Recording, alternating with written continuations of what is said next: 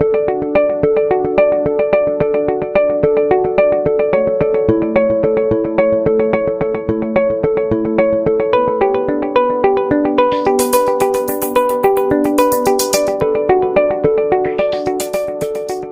વિદ્યાર્થી મિત્રો, આજના લેક્ચરની અંદર આપણે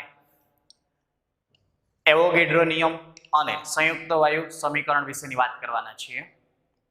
આગળના લેક્ચરની અંદર આપણે ચાર્લ્સ અને ગેલ્યુસેકનો નિયમ જોયો હતો અને એ નિયમ પર આધારિત કેટલાક દાખલાઓ વિશેની માહિતી આપણે જોઈ હતી.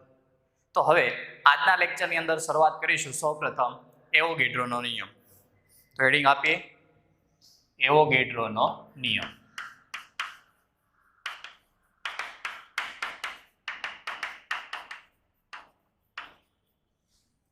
તો એવોગેડ્રો નિયમ જે છે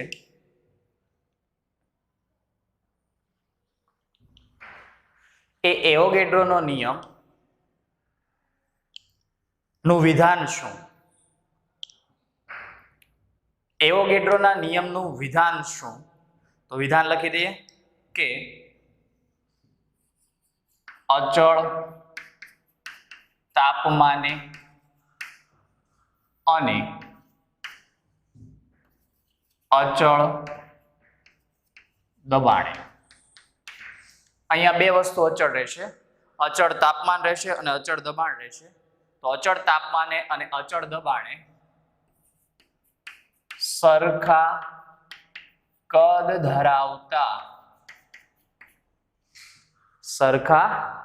ધરાવતા વાયુઓમાં રહેલા અણુઓની સંખ્યા સમાન હોય છે. તો આ થઈ ગયું એવોગેડ્રોનો જે નિયમ છે એ એવોગેડ્રોના નિયમનું વિધાન કે અચળ તાપમાને અને અચળ દબાણે સરખા કદ ધરાવતા વાયુઓમાં રહેલા અણુઓની સંખ્યા સમાન હોય છે. તો એના માટેની શરત થઈ કે અચળ તાપમાન હોવું જોઈએ અને સાથે દબાણ હોવું જોઈએ. તો અચળ તાપમાને અને અચળ દબાણ સરખા કદ, તો કદ ધરાવતા અણુઓનું કદને v વડે દર્શાવીએ.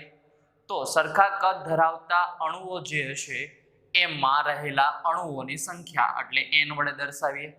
તો એ સમાન હોય છે એટલે કે v ચલે છે n વડે આપણે દર્શાવી શકીએ છીએ. તો ચલનની નિશાની દૂર કરો એટલે v = k * n વડે આપણે દર્શાવી શકીએ છીએ. જ્યાં k = સપ્રમાણતા અચળાંક થશે. હવે આ સૂત્ર થઈ ગયું v ચલે છે n, જ્યાં v = k * n. આ પ્રકારેનું આપણને એવોગેડ્રોના નિયમ પરથી સૂત્ર પ્રાપ્ત થયું.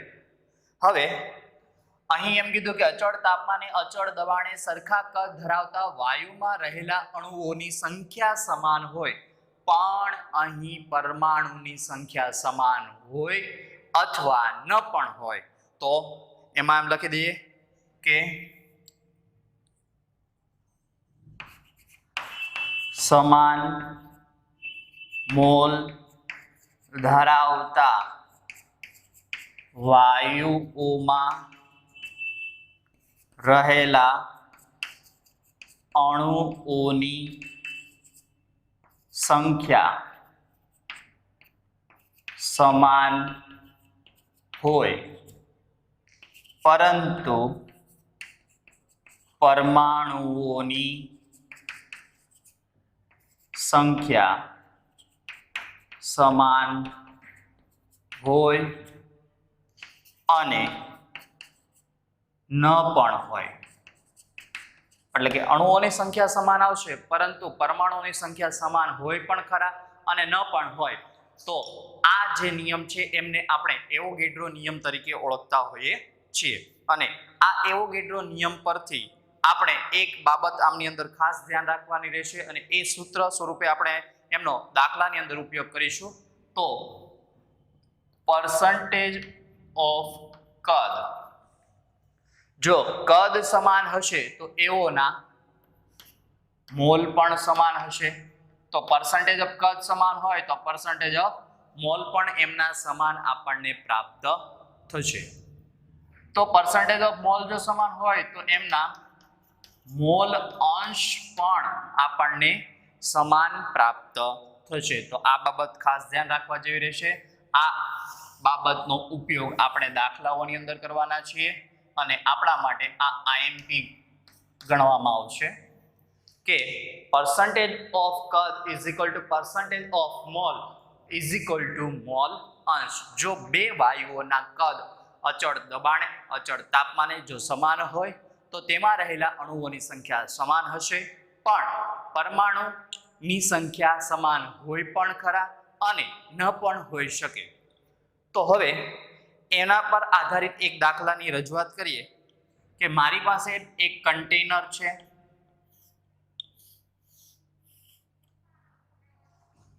આ કન્ટેનરની અંદર હું 16 ગ્રામ ઓક્સિજન વાયુ ભરું છું. 16 ગ્રામ ડાયઓક્સિજન વાયુ ભરું છું. બીજું એક કન્ટેનર મારી પાસે છે.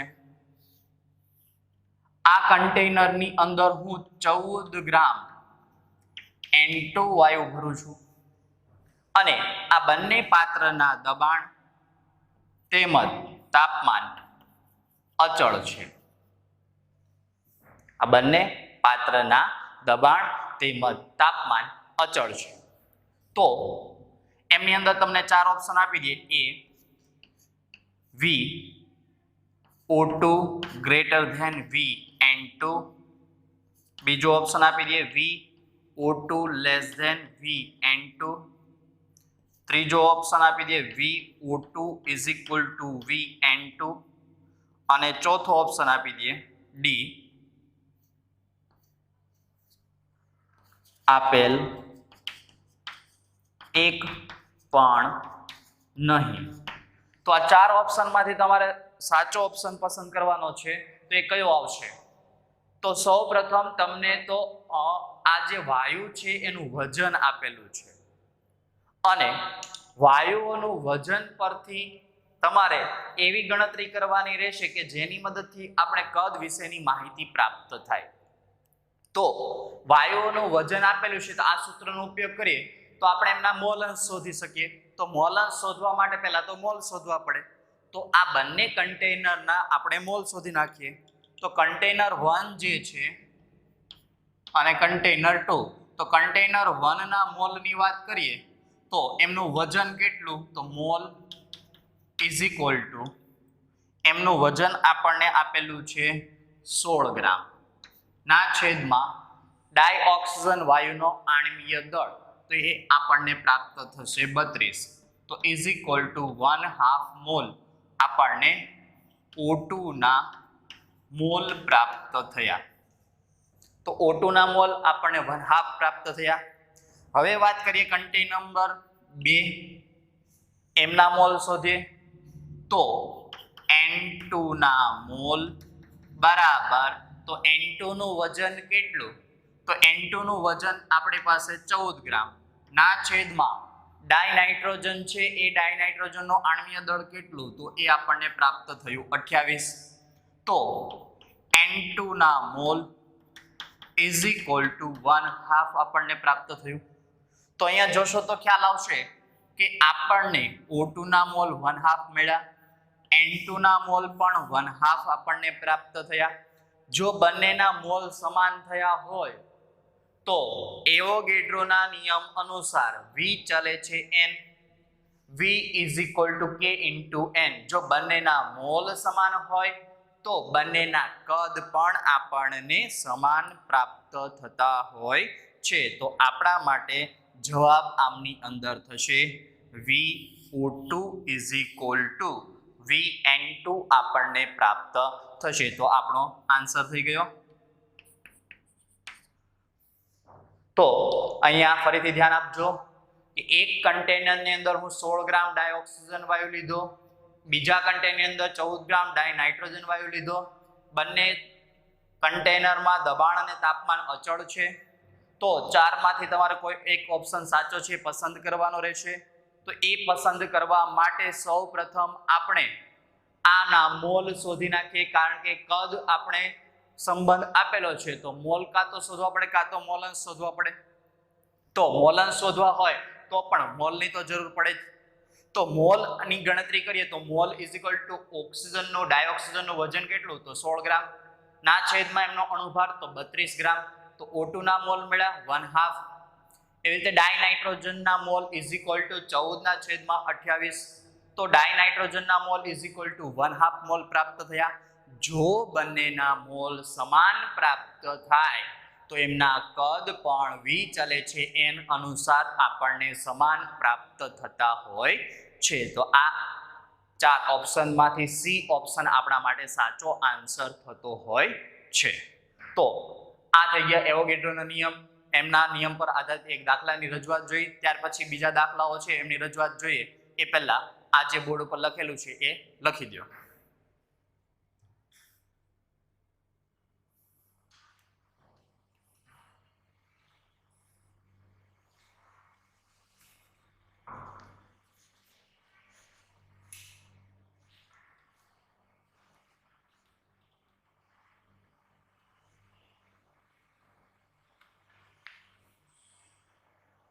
ત્યાર પછી આપણને અહીંયા બે દાખલાઓ આપેલા છે.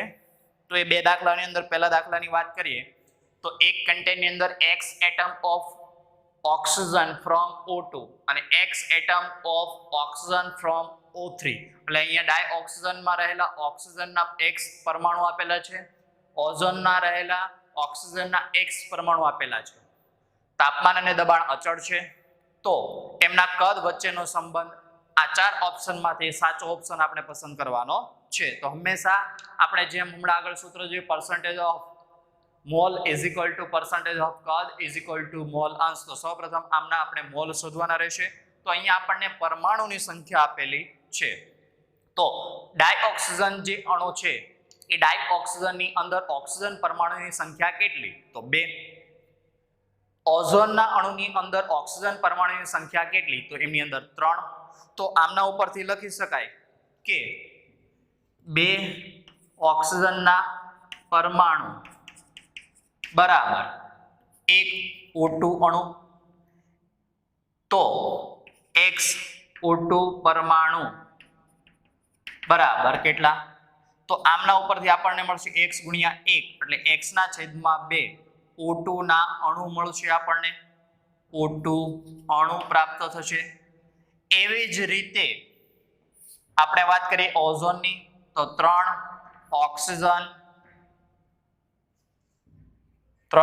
ઓક્સિજન પરમાણુ બરાબર 1 O3 અણુ.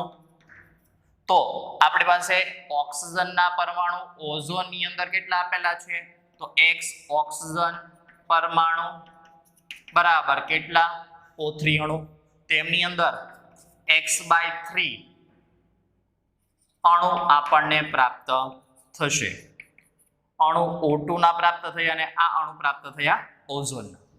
હવે આપણને એમના અણુ મળી ગયા છે તો એમના ઉપરથી એમના મોલ શોધી નાખીએ. તો Na જેટલા મોલ હોય Na જેટલા અણુ O2 ના હોય ત્યારે 1 મોલ O2 મળશે આપણને. તો એવી જ રીતે આપણને અણુની સંખ્યા x ના છેદમાં 2 અણુ હોય O2 ત્યારે મોલ કેટલા તો આપણને મળશે મોલ x ના છેદમાં 2 Na જેટલા આપણને મોલ પ્રાપ્ત થશે. ફરીથી લખી દઈએ આમાં કેટલા મોલ પ્રાપ્ત થશે તો એ પ્રાપ્ત થશે x ના છેદમાં 2 Na જેટલા મોલ પ્રાપ્ત થશે. એવી જ રીતે Na અણુ O3 ના હોય ત્યારે 1 મોલ ઓઝોનનો અણુ પ્રાપ્ત થશે.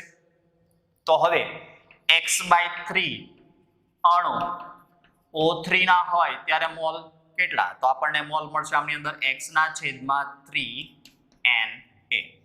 હવે અહીંયા તમે ધ્યાન આપશો તો આમના મોલ x ના છેદમાં 2 Na આમના મોલ x ના છેદમાં 3 Na એટલે આ સમથિંગ સમજો એટલે 0.5 x/Na મળશે આ 0.33 x/Na મળશે. તો આ બંનેમાં મોલની સંખ્યા કોની વધુ? તો મોલની સંખ્યા ઓક્સિજનની આપણને વધુ પ્રાપ્ત થશે, આમના મોલની સંખ્યા ઓછી પ્રાપ્ત થશે. તો આ અનુસાર જેમના મોલની સંખ્યા વધુ એમનું કદ વધુ, જેમના મોલની સંખ્યા ઓછી એમનું કદ ઓછું. તો એ અનુસાર આમની અંદર જવાબ આવશે એ, એટલે કે ઓક્સિજન નું કદ વધુ આવશે, ડાયોક્સિજન નું કદ વધુ આવશે, જ્યારે ઓઝોન નું કદ આપણને ઓછું પ્રાપ્ત થતું હોય છે. ફરીથી વાત કરી દઈએ તો મોલ શોધવાના હતા. તો એક ઓક્સિજનના અણુની અંદર પરમાણુની સંખ્યા કેટલી? તો 2. તો 2 ઓક્સિજન પરમાણુ બરાબર 1 O2 અણુ. તો આપણને પરમાણુ કેટલા આપ્યા? તો x. તો x ઓક્સિજન પરમાણુ બરાબર કેટલા અણુ? તો x ના છેદમાં 2 અણુ O2 ના પ્રાપ્ત થાય. એવી જ રીતે અહીંયા પ્રાપ્ત થશે x ના છેદમાં 3 O3, કારણ કે ઓઝોનના અણુની અંદર ઓક્સિજન પરમાણુની સંખ્યા 3. તો 3 ઓક્સિજન પરમાણુ બરાબર 1 O3 અણુ. તો x ઓક્સિજન પરમાણુ બરાબર કેટલા? તો x/3 અણુ ઓઝોનના પ્રાપ્ત થાય. Na એટલે 6.022 × 1023 અણુ O2 હોય તો 1 મોલ કહેવાય O2. તો x ના છેદમાં 2 અણુ O2 ના હોય ત્યારે કેટલા મોલ? તો x ના છેદમાં 2Na, અને આમાં પ્રાપ્ત થાય x ના છેદમાં 3Na. તો આ બંનેમાં મોલની સંખ્યા કોની વધુ? તો ડાયોક્સિજનના મોલની સંખ્યા વધુ. જેનો મોલની સંખ્યા વધુ એમનું કદ વધુ, તો VO2 વધુ, જ્યારે VO3 ઓછું. તો જવાબ આપણા માટે એ પ્રાપ્ત થશે, એટલે આન્સર થઈ ગયો એ. ત્યાર પછી દાખલા નંબર 3 આપેલો છે. એમની અંદર કીધું છે કે 80 ગ્રામ મિથેન, 220 ગ્રામ CO2 બે પાત્ર આપણને આપેલા છે, અચળ દબાણ છે અને તાપમાન છે, બંનેના કદ વચ્ચેનો સંબંધ આપણે તારવવાનો છે. તો સૌપ્રથમ આપણે જેમ આગળ દાખલામાં જોઈ ગયા એ અનુસાર જ વાત કરીએ કે આપણે સૌપ્રથમ મોલ શોધી નાખવાના રહેશે. તો પહેલા તો CH4 નું આણ્વીય દળ ખબર હોવી જોઈએ. તો CH4 નો આણ્વીય દળ કાર્બનનો 12, હાઇડ્રોજનનું 1, એવા હાઇડ્રોજન 4, તો 12 + 1 × 4 = 16. CO2 નું વજન કેટલું? CO2 નું આણ્વીય દળ કેટલું? તો CO2 નું આણ્વીય દળ તો કાર્બનનું 12, 2 ઓક્સિજન 1 ઓક્સિજનનું 16, એટલે આપણને મળશે 44. હવે એમના મોલ શોધવાના છે. તો CH4 ના મોલ, તો એમનું વજન આપણને આપી દીધેલું છે. તો વજન કેટલું આપ્યું? તો 80 ગ્રામ ના છેદમાં આણ્વીય દળ, તો CH4 નું આણ્વીય દળ 16 = 5 મોલ આપણને CH4 પ્રાપ્ત થયો. તો 5 મોલ CH4 પ્રાપ્ત થયો. તો એવી રીતે CO2 ના મોલ, તો CO2 નું વજન કેટલું? તો 220 ગ્રામ ના છેદમાં એમનું આણ્વીય દળ, તો આણ્વીય દળ કેટલું મળ્યું હતું આપણને? 44. તો = આમના પણ 5 મોલ આપણને CO2 વાયુ પ્રાપ્ત થયો. તો હવે બંનેના મોલ જો સમાન આવે તો કદ કેવું આવશે? તો બંનેનું કદ સમાન આવશે, એટલે VCH4 VCO2 આ બંનેના કદ સમાન આપણને પ્રાપ્ત થશે. તો આમની વચ્ચેનો થઈ ગયો સંબંધ. તો આ બધા જે દાખલા છે એ બધા દાખલાઓની અંદર આપણે સૌપ્રથમ મોલ શોધવાના રહેશે, અને એ મોલ ઉપરથી આપણે જે તે વાયુના કદ વચ્ચેનો સંબંધ તારવી શકતા હોઈએ છીએ. તો એના માટે મોલ સંકલ્પના જે ચેપ્ટર છે, આપણે પહેલું ચેપ્ટર ભણ્યા છે, એમના વિશેની માહિતી તમારી પાસે પૂરેપૂરી હોવી જોઈએ. જો એ માહિતી તમારી પાસે હશે તો જ તમે પરમાણુમાંથી અણુ ફેરવી શકશો, અણુમાંથી તમે મોલની સંખ્યા શોધી શકશો, અને જો મોલ મળી જાય તો કદ વચ્ચેનો સંબંધ તારવી શકો છો. તો આ દાખલા લખી દો. ત્યાર પછી એમાં કેટલાક દાખલાઓ છે એમની આગળ ચર્ચા કરીએ.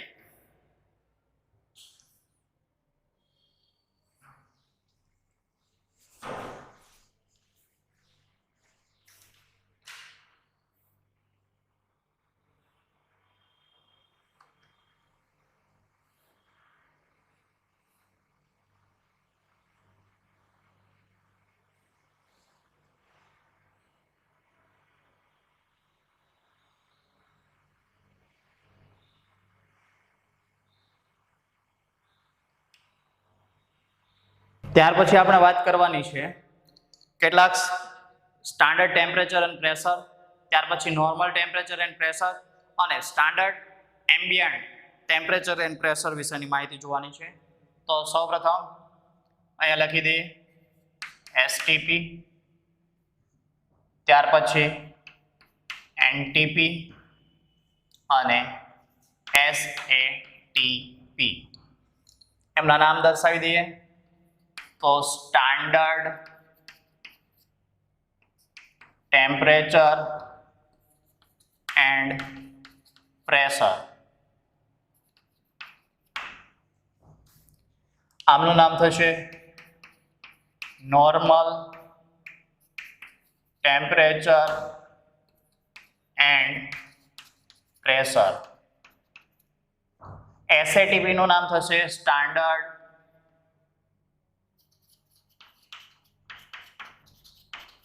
Ambient temperature and pressure.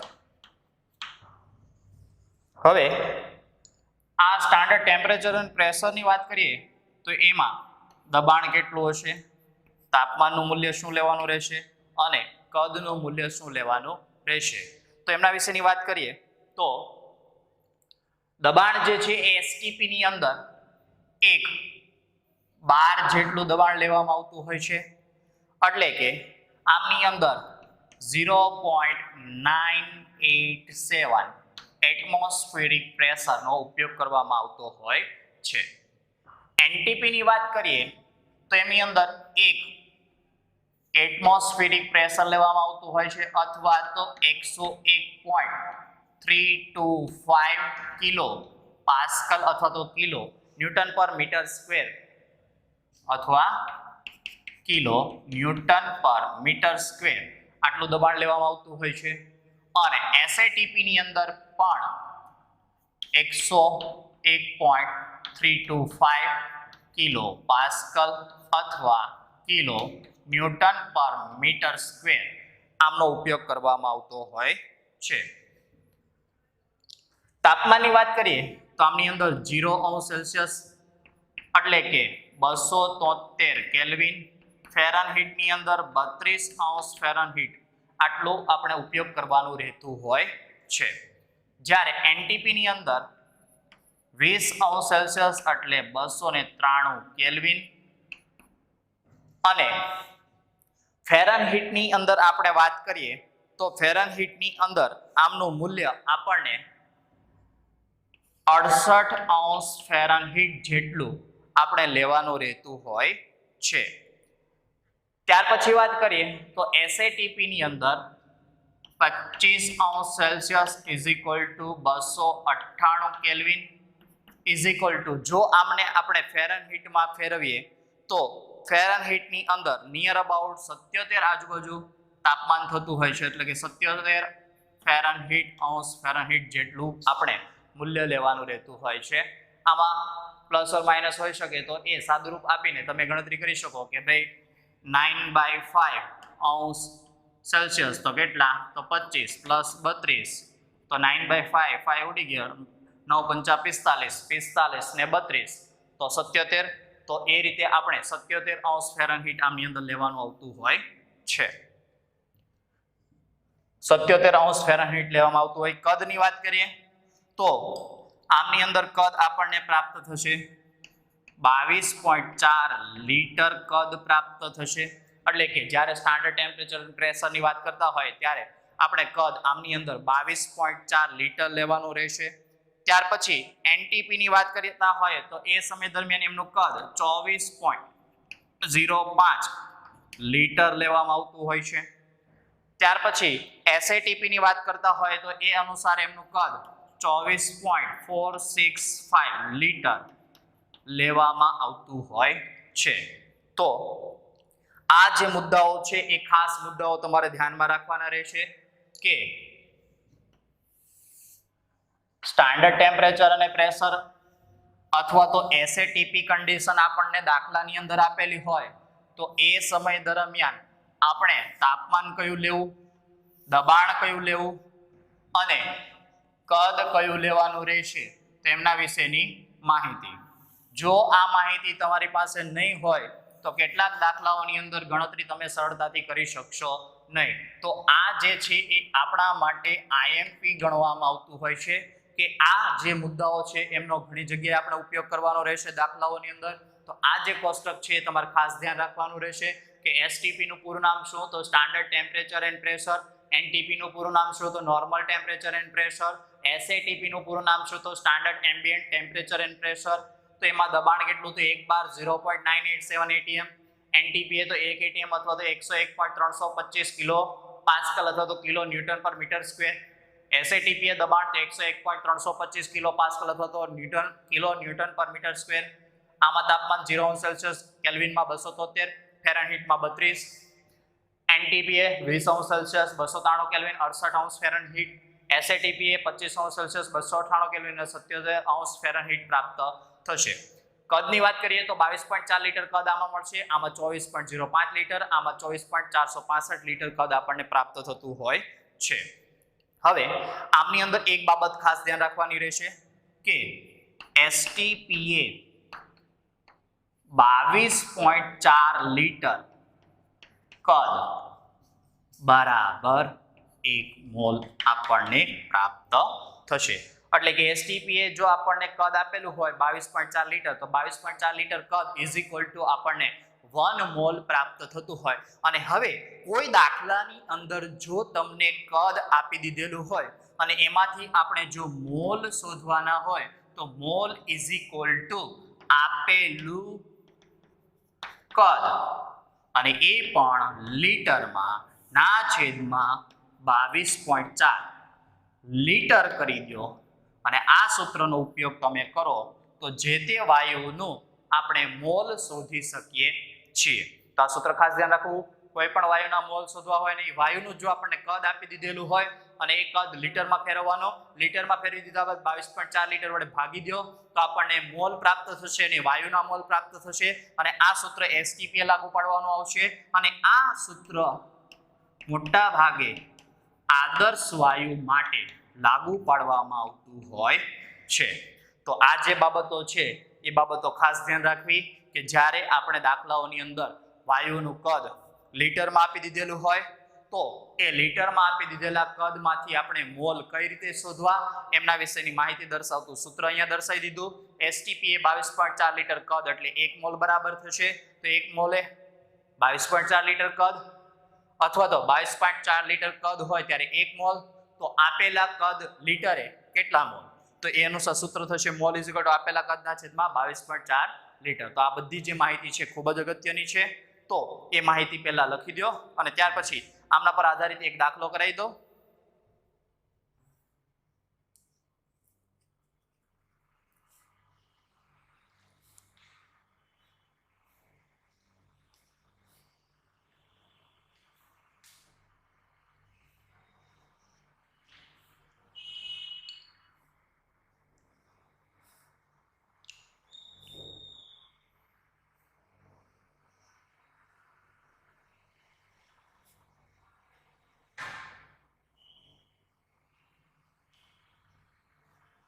STP, એનટીપી અને એસએટીપી ની માહિતી જોઈ ગયા બાદ આપણને અહીંયા એક દાખલો આપેલો છે કે એસટીપી એ 67.2 લીટર CO2 વાયુનું ગ્રામમાં વજન ગણો.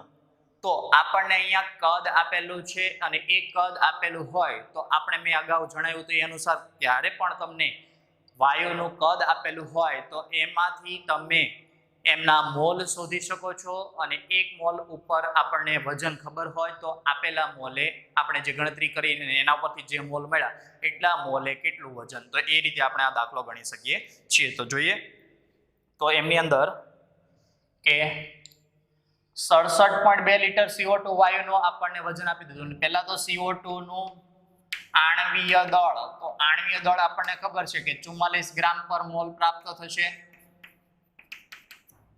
હવે એમના ઉપરથી આપણે મોલ શોધી નાખીએ તો મોલ, અને એમાંય પણ પાછું એસટીપી એ કીધું તો મોલ શોધવાનું સૂત્ર તો આપેલું કદ કેટલું તો 67.2 લીટર ના છેદમાં કેટલું તો 22.4 લીટર. લીટર ઉડી ગયું તો આનો ગુણાકાર કરશો તો આપણને અહીંયા 3 મોલ પ્રાપ્ત થશે. એટલે કે આમાં આપણને મોલ પ્રાપ્ત થયા 3 મોલ. 3 મોલ આપણને CO2 ના પ્રાપ્ત થયા. હવે આપણને ખબર 1 મોલ આણ્વીય એટલે કે આણ્વીય દળ એટલે 1 મોલ CO2 નું વજન એ કેટલું તો એ 44 ગ્રામ.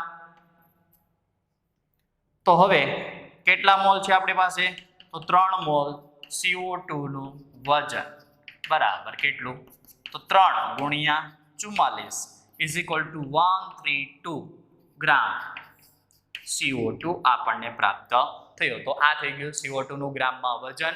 તો સૌપ્રથમ પહેલા તો આણ્વીય દળ આપણે લખી નાખ્યું, તેના ઉપરથી આપેલું કદ હતું એના ઉપરથી આપણે STPM ના મોલ શોધી નાખ્યા. 1 મોલે આટલું વજન, તો આપેલા મોલે કેટલું, તો 132 ગ્રામ CO2 વાયુ આપણને પ્રાપ્ત થયો. તો આ રીતે આપણે ગણતરી કરી શકતા હોઈએ છીએ. ત્યાર પછી નવો ટોપિક જોઈએ. એ ટોપિક છે એમની અંદર સંયુક્ત વાયુ સમીકરણ. સંયુક્ત વાયુ સમીકરણની વાત કરીએ તો આ સંયુક્ત વાયુ સમીકરણમાં એવું કહેવાય કે વાયુ જે છે એ ચોક્કસ જથ્થામાં હોય અને એ ચોક્કસ જથ્થામાં રહેલા વાયુ પર દબાણ, તાપમાન અને કદની એક સાથે થતી જે અસર છે અને એ અસરને દર્શાવતું જે સંબંધ છે એ સંબંધ એટલે સંયુક્ત વાયુ સમીકરણ. ચોક્કસ જથ્થામાં આપણી પાસે વાયુ રહેલો હોય અને એ વાયુની દબાણ, તાપમાન અને કદ સાથેની એક સાથે થતી જે પણ કઈ અસર છે એ અસરને દર્શાવતું સમીકરણ કે જેમને આપણે સંયુક્ત વાયુ સમીકરણ તરીકે ઓળખતા હોઈએ છીએ. તો આ સંયુક્ત વાયુ સમીકરણની અંદર આપણે પહેલા લેશું બોયલનો નિયમ. તો બોયલના નિયમ અનુસાર સૂત્ર શું, તો V ચલે છે 1/P હું દર્શાવી શકું. જેમ આપણે P ચલે છે 1/V દર્શાવતા, તો એવી રીતે V ચલે છે 1/P પણ હું દર્શાવી શકું. ત્યાર પછી બીજો નિયમ લઈ લો, ચાર્લ્સનો નિયમ. તો ચાર્લ્સના નિયમમાં શું, તો V ચલે છે T. આને હું સમીકરણ નંબર 1 કહી દઉં, આને સમીકરણ નંબર 2 કહી દઉં. હવે સમીકરણ 1 અને સમીકરણ 2 નો હું સમન્વય કરું તો મને સૂત્ર મળે V ચલે છે T/P અને હું ચલનની નિશાની દૂર કરું તો V = K × T/P પ્રાપ્ત થશે.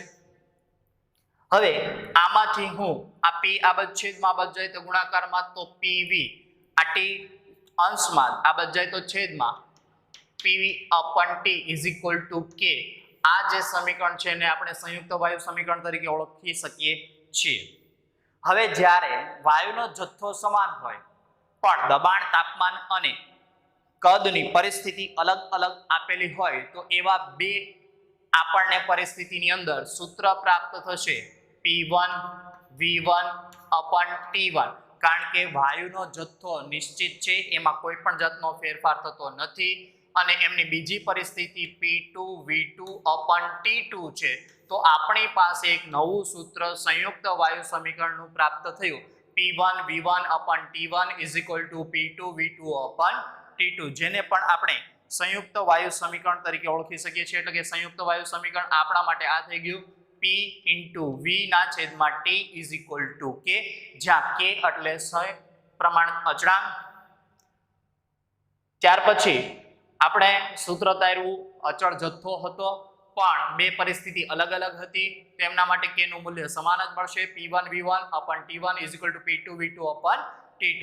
તો હવે આ થઈ ગયું સંયુક્ત વાયુ સમીકરણ વિશેની માહિતી કે જેમાં આપણે કોઈ ચોક્કસ જથ્થામાં વાયુ લીધો હતો અને એ જથ્થામાં રહેલા વાયુની તાપમાન, દબાણ અને કદ સાથેનો એકી સાથે થતી અસર દર્શાવતો જે સંબંધ છે એ સંબંધ ધરાવતું સમીકરણ જેને આપણે સંયુક્ત વાયુ સમીકરણ તરીકે ઓળખીએ છીએ.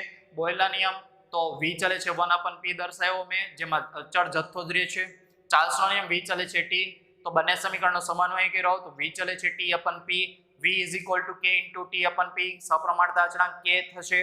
ચલનની નિશાની દૂર કરી એટલે અને હવે સાદું રૂપ આપ્યું તો PV/T = K મળ્યું, જેને આપણે સંયુક્ત વાયુ સમીકરણ તરીકે ઓળખીએ છીએ.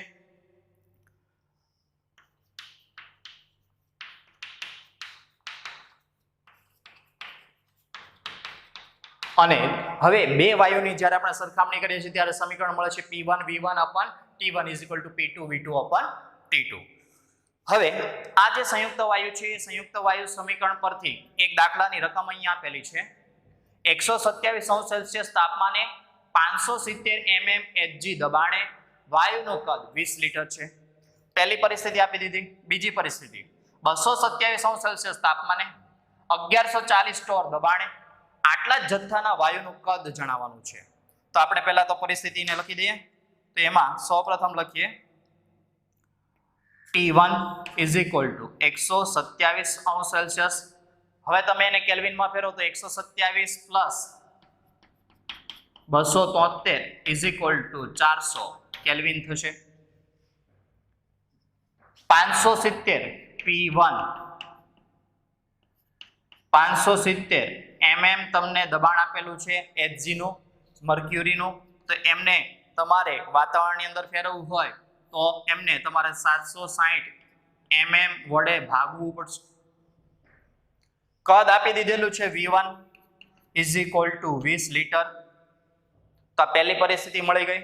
હંમેશા યાદ રાખજો, તાપમાન કેલ્વિનમાં, દબાણ બાર અથવા તો વાતાવરણમાં, મોટા ભાગે વાતાવરણમાં જ લેશું, અને કદ લીટરમાં લેવાનું રહેશે. તો આ જે પણ કંઈ આપણને રકમ આપેલી હોય એને ફેરવવાની રહેશે. ત્યાર પછી આપણે વાત કરીએ તો T2 227°C. તો 227 વત્તા 273 is equal to 500 કેલ્વિન મળશે.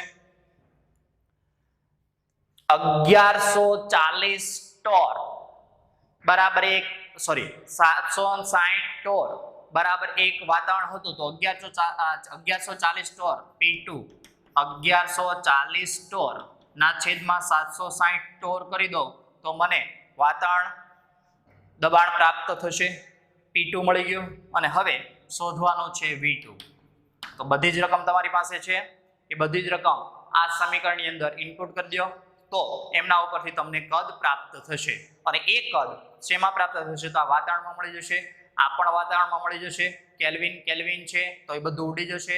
લીટર તો અંતે એકમ પણ આમની અંદર લીટર પ્રાપ્ત થશે. તો આ એક ગણતરી છે એ તમારે જાતે કરવાની રહેશે. તો આ થઈ ગઈ આપણે સંયુક્ત વાયુ સમીકરણ પર આધારિત દાખલા વિશેની માહિતી. તો આ ટોપિક અહીંયા આપણે પૂરો કરીએ છીએ અને નેક્સ્ટ લેક્ચરની અંદર આપણે આદર્શ વાયુ સમીકરણ જે છે એમની તારવણી જોવાની છે. તો એ પહેલા આ જે માહિતી છે એ લખી દો અને આ દાખલાની અંદર તમારે ફક્ત મેં બધી જ માહિતી આપી દીધી છે. આ બધી જ કિંમત આમની અંદર મૂકવાની છે અને V2 ની કિંમત તમારે શોધવાની છે. તો લખી દો.